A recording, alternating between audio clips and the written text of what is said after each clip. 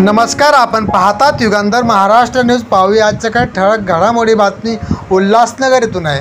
प्रहार जनशक्ती पक्षाचा कार्यकर्ता मेळावा संपन्न.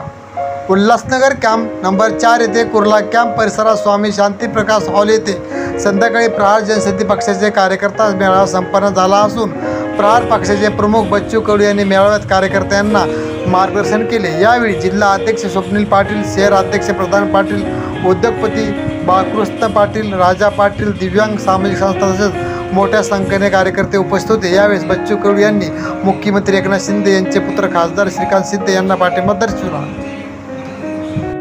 त्याचा पूर्तता आपण केली पाहिजे आणि म्हणून शिंदे साहेबांना घेतलेला मोठा निर्णय त्यावेळेचा आमच्या डोक्यात आहे, दुसरं काही नाही.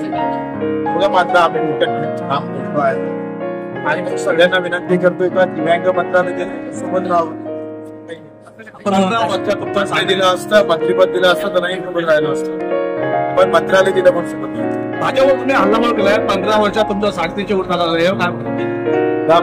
काय झालं? 15 वर्षात तुमचं 350 उलटा झाला.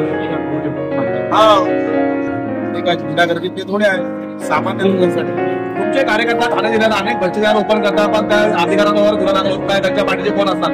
आता आपण गुन्हे दाखल करू. निवडणूक झाली का 2 दिवस बसतो ना इकडे.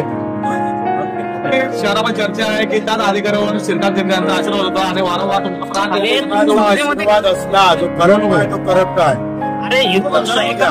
राजकारण वेगळं आहे आणि हक्क आणि अधिकार हा अलग गोष्ट आहे. आम्ही नेहमी आमची भूमिका स्पष्ट असते. सामान्य माणसाच्या आडो कोणी जरी आलं तर आमचा कोणी भाग नाही, लक्षात घ्या.